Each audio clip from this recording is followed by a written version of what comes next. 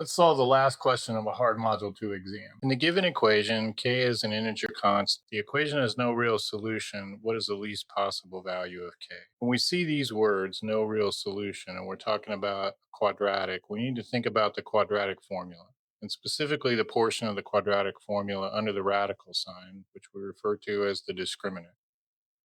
When that discriminant is negative or less than zero, we know that the quadratic is going to have no real solution. So with that review in mind, what are we going to do with this? Let's recopy the equation.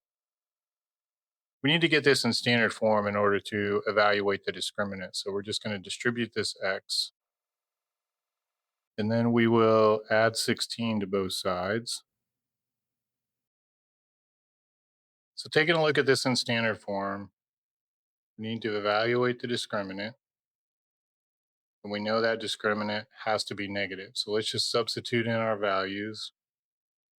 Our A value is k, our B value is negative 56, and our C value is positive 16. Now we'll just do some arithmetic to clean that up. Negative 56 squared is 3136. 4 times 16 is 64k. And again, we know that all has to be less than 0. Now we can subtract 3136 from both sides of the equation.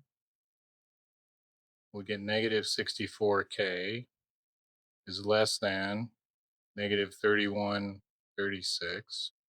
We're going to divide both sides by negative 64. And the result is that k, and we have to flip the sign because we divided by a negative, k has to be greater than 49. And since the problem tells us that k is an integer, the smallest value of k that we can have that is greater than 49 is 50.